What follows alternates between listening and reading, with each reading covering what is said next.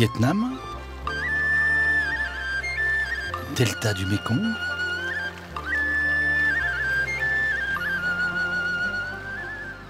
eh bien non, nous sommes juste au pied du mont Vuilly, à 2 pas du lac de Neuchâtel. C'est ici que depuis 6 ans, on tente de cultiver du riz. Et voilà. Bon, c'est parti. Une première mondiale au nord des Alpes pour cette plante tropicale. Le riz peut soit se semer directement, là en Italie ou en Camargue, le riz se sème directement dans la terre. Mais nous, vu qu'on a une période plus courte, en fait il fait moins chaud qu'au sud, on a décidé d'utiliser la technique asiatique. Ça veut dire qu'on repique notre riz. On cultive le riz dans nos serres. Et là, quand ils font une dizaine de centimètres, comme maintenant, eh ben, on les plante. Une technique asiatique qui permettra à la famille Guyot de cultiver plus de 11 hectares de riz, avec une récolte espérée cette année de plus de 40 tonnes.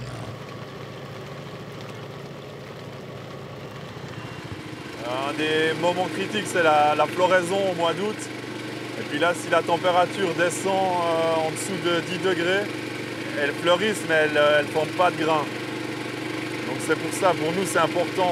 On teste beaucoup de variétés pour voir celles qui conviennent le mieux à nos conditions. Donc là, on est en train de planter notre variété principale. C'est la variété Lotto. C'est une variété italienne qui est polyvalente. Elle est bien pour le risotto, mais on peut aussi l'utiliser comme riz d'accompagnement. Si ces agriculteurs fribourgeois peuvent planter du riz sous nos latitudes en cette fin de mois de mai, c'est surtout grâce à un changement majeur. On a des étés il fait quand même toujours plus chaud. Je veux dire, il y a 20 ans, ça aurait été impensable de cultiver du riz ici. Et pour nous, c'est une adaptation en fait au réchauffement. Durant cette semaine, ils planteront jusqu'à 5 variétés différentes, avec même une variété pour les sushis. Mais nos riziculteurs romans ne se sont pas transformés en un jour en spécialistes de la culture du riz. C'est au sud des Alpes, en Italie, plus grand producteur de riz européen, que Léandre Guyot est allé chercher son mentor. Dans la plaine du Pô, près de Vercelli, entre Turin et Milan, là où est cultivée depuis des siècles la majorité du riz italien.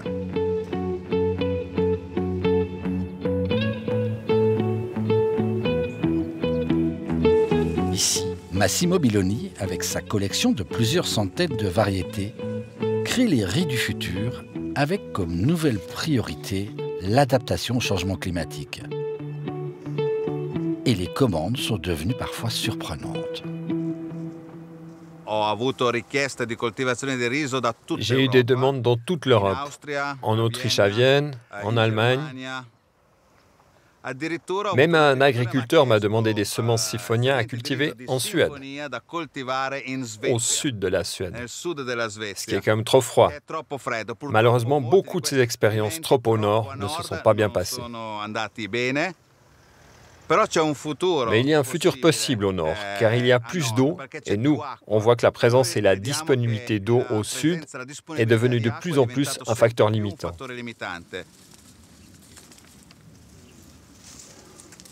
En Suisse, pourtant, si on ne manque pas d'eau, notre climat froid n'est pas forcément idéal pour la culture du riz.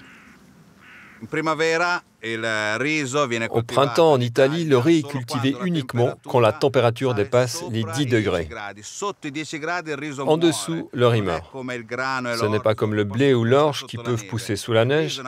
Le riz est une plante typiquement tropicale, subtropicale, adaptée au climat tempéré et d'habitude, le 45e parallèle est le point limite pour la culture du riz. Donc en Suisse, nous sommes plus au nord de ce qui est normal pour le riz.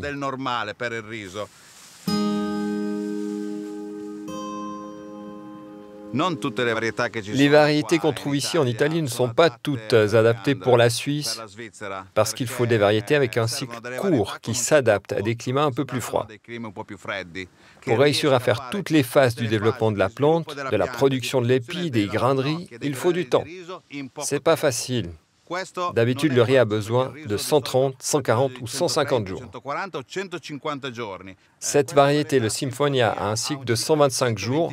Elle peut donc aussi pousser dans un climat un peu plus froid, comme en Suisse, alors que la Fortunato est une variété de 145 jours qui va bien en Italie, dans des zones plus chaudes.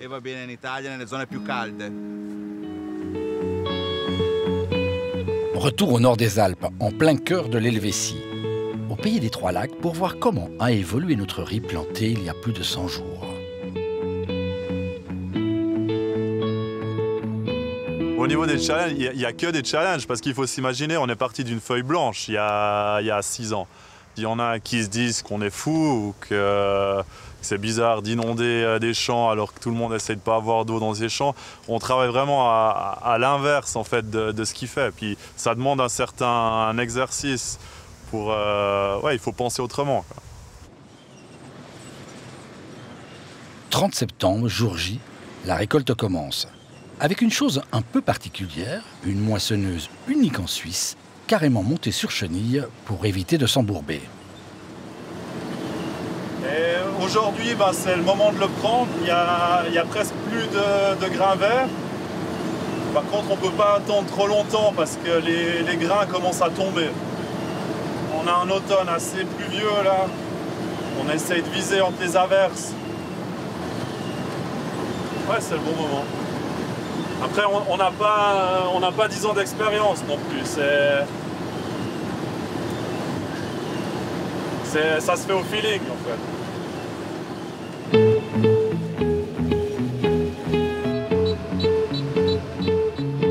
Si pour ces agriculteurs, le défi de planter du riz dans notre pays semble être une réussite, au départ, l'idée ne venait pas d'eux.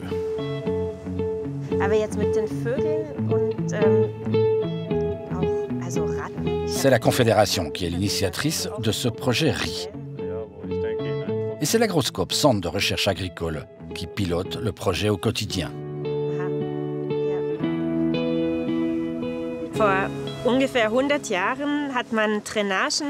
Il y a 100 ans, on a installé des drainages partout sur le plateau suisse.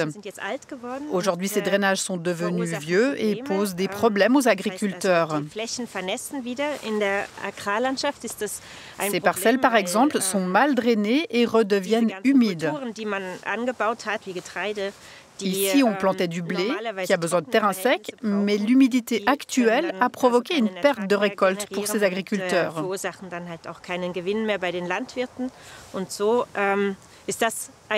C'est un véritable problème pour ces terrains qui sont gorgés d'eau. Il a donc fallu trouver une solution.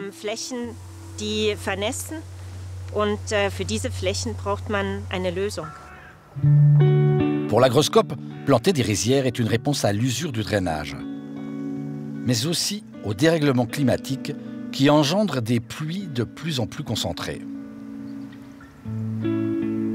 Pour la Confédération, il y avait aussi un autre but, renforcer la biodiversité en zone humide. Une raison de plus de développer des rizières chez nous. C'est possible d'offrir à nouveau un terrain de vie pour ces espèces.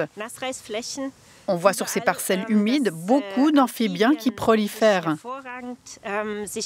Même des espèces rares comme la rainette, le crapaud sonneur ou le crapaud à croix. Il y a aussi beaucoup de libellules qui se sont bien développées et ont ainsi contribué à développer la biodiversité dans ces zones agricoles. On constate surtout que les insectes sont à nouveau bien présents. Développer des rizières dans notre pays de montagne a donc beaucoup plus de potentiel que ce que l'on croit. Depuis 2017, nous avons de plus en plus de surface de riz. On en est à 19 hectares actuellement dans toute la Suisse.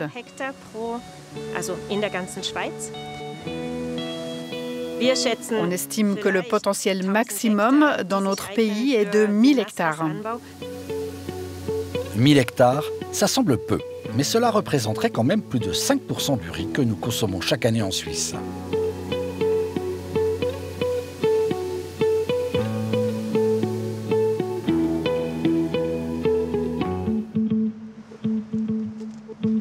Pour comprendre les conséquences du changement climatique sur le riz produit en Italie, retour de l'autre côté du col du Grand Saint-Bernard. Direction, la ville d'Aoste et son centre de recherche pour la protection de l'environnement. Ici, depuis des années, on quantifie, on scanne, on analyse de manière millimétrique la pluviométrie. Mais surtout, on mesure l'épaisseur de la neige sur ce versant sud des Alpes.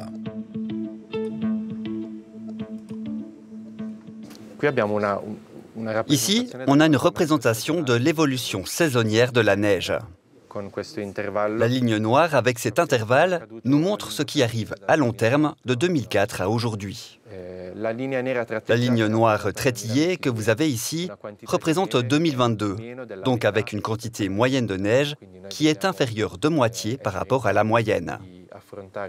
Nous devons être capables de considérer 2022 non pas comme une année exceptionnelle, mais comme une année qui se répétera de plus en plus fréquemment. Mais quel est le rapport entre la baisse du manteau neigeux et la culture du riz ? La neige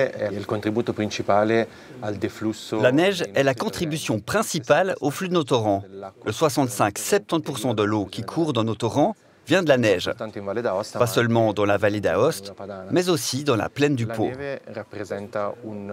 La neige représente donc la réserve d'eau pendant la saison estivale. S'il y a moins de neige, et si c'est seulement de la pluie, et qui arrive trop tôt dans la saison, elle va directement dans le fleuve, à un moment où l'agriculture n'en a pas besoin.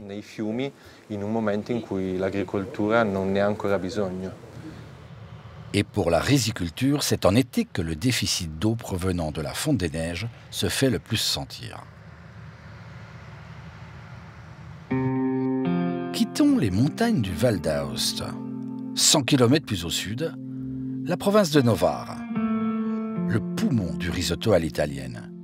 Ici, sur des milliers d'hectares, tout le monde vit pour et par le riz.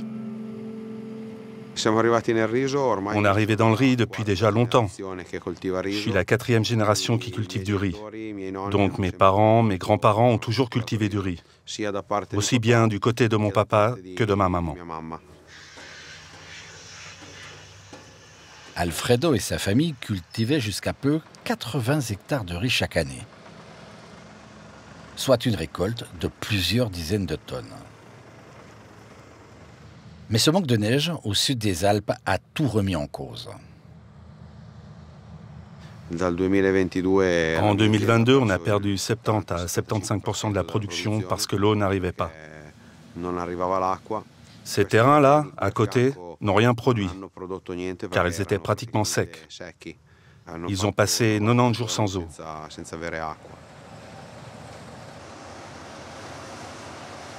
Et en 2023, j'ai baissé de 20 à 25% mes surfaces de culture de riz. J'ai dû cultiver d'autres céréales, du blé et de l'orge.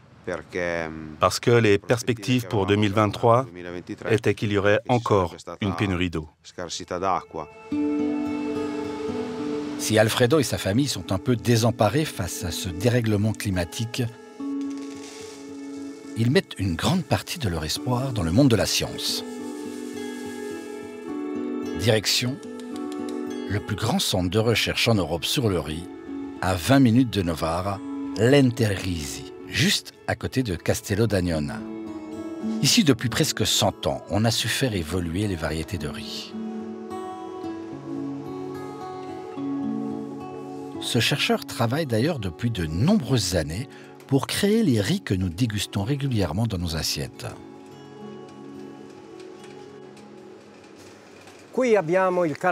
Ça, c'est le Carnaroli, variété d'excellence pour le risotto né en 1945, né grâce à un croisement entre ces deux variétés, c'est-à-dire la variété Vialone et la variété Lencino. Vous êtes un peu un marieur, le Padre Pio du riz? Oui, oui. Un marieur de céréales qui, pendant des années, n'avait comme priorité que le rendement et la résistance aux maladies. Mais la question du manque d'eau dans les rizières a poussé très vite ce chercheur à revoir complètement ses priorités. Nous savons que depuis des milliers d'années, le riz, qui est cultivé en présence d'eau, a développé un système racinaire qui est peu en profondeur, mais qui est horizontal.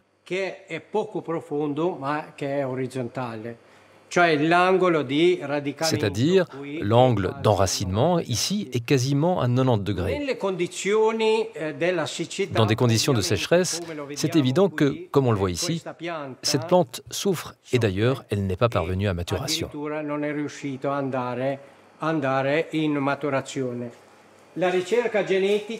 La recherche génétique a cherché à développer des variétés qui ont un système racinaire long, pas de type horizontal, mais de type vertical. Pourquoi? Parce que même s'il n'y a pas d'eau à la superficie de la rizière, ces racines, en se développant en profondeur, permettent à la plante d'absorber l'humidité du terrain et de produire normalement.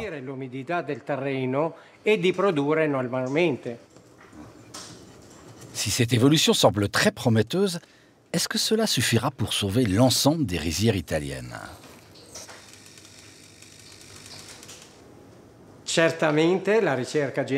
Certainement, la recherche génétique peut apporter une aide et le choix variétal est un des facteurs fondamentaux pour arriver à obtenir des résultats meilleurs. Mais bien sûr, ça ne suffit pas. Nous devons intervenir du côté des techniques de culture, nous devons intervenir sur les autres éléments qui constituent et influent sur ces changements climatiques. C'est complexe.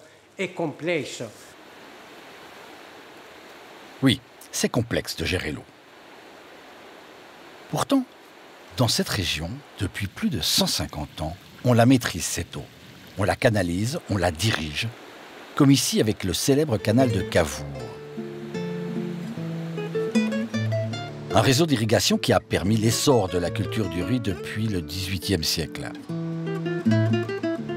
Sur plus de 85 km, ce canal récolte les eaux de la Dora Baltea, venant du Val d'Aoste, de la Sesia, arrivant du Mont-Rose, et plus près de chez nous, de la rivière Ticino, via le lac Majeur.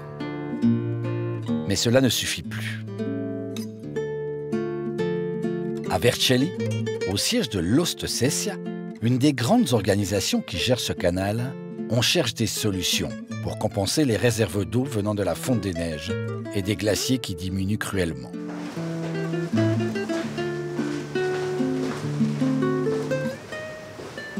Et c'est dans ce décor rappelant les premières heures de la République italienne que ces projets sont imaginés. Et à l'image du comte de Cavour, ici, on voit toujours aussi grand. Il y a plusieurs idées. Les deux principales sont de constituer des réservoirs. En Italie, ce n'est pas si simple, mais on essaye. On sensibilise la politique pour essayer de réussir à construire deux réservoirs. L'un est déjà existant, naturellement, le lac de Viverone, mais il a une faible capacité hydraulique. On peut imaginer en élever le niveau d'1 mètre, 1,5 mètre environ. Le plus grand ouvrage qu'on aimerait réaliser, et on en parle déjà sur notre territoire depuis 1967, où mes prédécesseurs poussaient déjà vers cette solution, est de constituer un barrage, ici, exactement, qui serait un lac contenant plus de 10 millions de mètres cubes d'eau. On produit du riz sur notre territoire depuis le XVe siècle. Nous sommes une excellence mondiale, surtout pour les riz à risotto. On espère donc que la politique écoute, entende cette nécessité et aille dans la direction de nous donner la possibilité de réaliser ces gros ouvrages qui sont indispensables pour le futur de l'irrigation. Pour savoir si ce type de grands travaux est vraiment la solution pour sauver la riziculture, retournons en montagne, voir notre chercheur hydrologue qui travaille au service de la région du Val d'Aoste. Nous allons à plus de 2000 mètres d'altitude où tous les problèmes ont débuté. Pour Gianluca Filippa, si tout change au niveau climatique, les solutions doivent elles aussi évoluer avec leur temps. Ce ne sera pas des barrages genre années 50 qui seront la solution. Il faut des bassins plus petits, conçus de façon plus judicieuse, à impact environnemental plus faible, le plus faible possible. Mais il faudra construire ces petites retenues d'eau rapidement, afin que cette ressource soit disponible dans des délais compatibles avec l'agriculture. Il faudra adopter des stratégies pour faire en sorte que la riziculture et l'agriculture en général n'aient pas un impact trop fort. Ce qui veut dire que nous devons nous préparer à avoir moins de neige, mais aussi moins de glaciers. Et c'est encore un aspect dont il faut aussi tenir compte. Et cela nous amènera à devoir utiliser des systèmes pour optimiser l'utilisation de l'eau.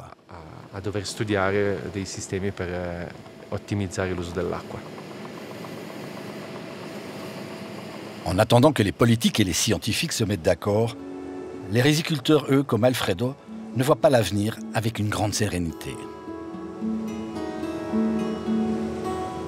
J'ai 2 fils, et je ne sais pas, on verra. Eux feront peut-être encore du riz. Difficile de donner des conseils avec l'évolution climatique de ces dernières années.